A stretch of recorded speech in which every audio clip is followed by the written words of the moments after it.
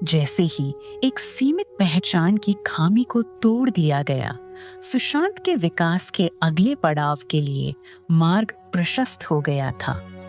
वामन, जो अनंत विस्तार के अवतार हैं, एक ऐसी अवस्था जहां आत्मा को यह बोध होता है कि वह मात्र 3 पग में ही संपूर्ण ब्रह्मांड को समाहित कर सकती है। इस ब्रह्मांडीय कथा में वामन एक विनम्र, छोटे कद के साधक के रूप में दिखाई देते हैं, जो भूमि के केवल 3 टुकड़े मांगते हैं।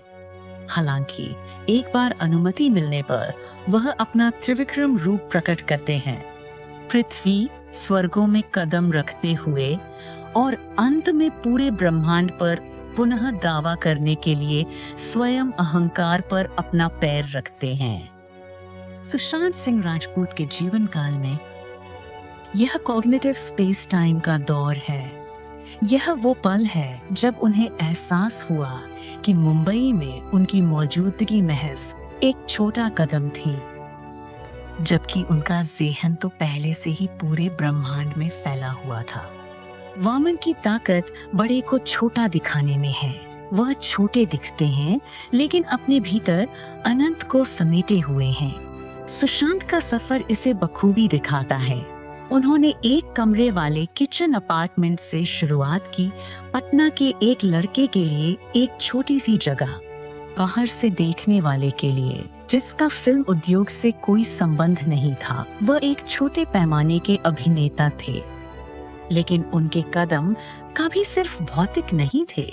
जबकि वह एक फिल्म सेट पर मौजूद थे, उनकी मेधा लंबी छलांगे भर रही थी। वह केवल एक कमरे पर कब्जा नहीं कर रहे थे, बल्कि वे तो संपूर्ण मानवीय ज्ञान को आत्मसात कर रहे थे। यही तो वामन का गुण है, अंदर से ज्यादा बड़ा होने का। उन्होंने यह साबित कर दिया कि आपकी वर्तमान परिस्थितियां आपकी दृष्टि की पहुंच को कभी परिभाषित नहीं करती। वामन के 3 पग सुशांत के अपने शीर्ष वर्षों के दौरान उनके विकास के 3 आयामों का बहुत सुंदर नक्शा प्रस्तुत करते हैं।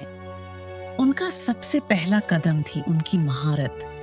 अभिनय की भौतिक दुनिया में उन्होंने टेलीविजन और फिर सिनेमा के माध्यम पर जीत हासिल की और यह साबित कर दिया कि वह महारत हासिल कर सकते हैं।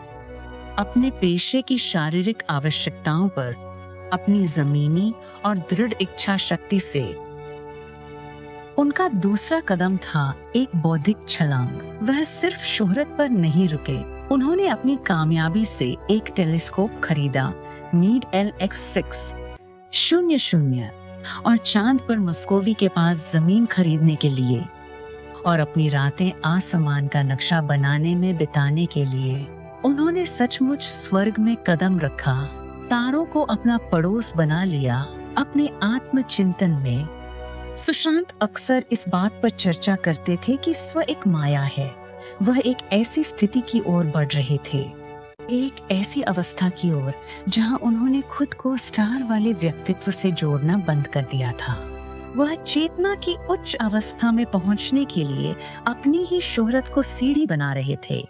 मैं हमेशा उससे थोड़ी बड़ी थी, जो मैं हमेशा से बनना चाहती थी। मैं बस उससे जरा सी छोटी हूँ, जो मैं पहले से और हमेशा से ही थी। यह कहावत एक ऐसे जहन को दर्शाती है जो जिंदगी को जन्म से लेकर मृत्यु तक की एक सीधी लकीर के तौर पर नहीं देखता। बिल्कुल वामन की ही तरह, जो आकार और समय की सभी बाधाओं से परे मौजूद हैं। सुशांत को महसूस हुआ कि वो पहले से ही और हमेशा से ही कुछ बहुत विशाल थे।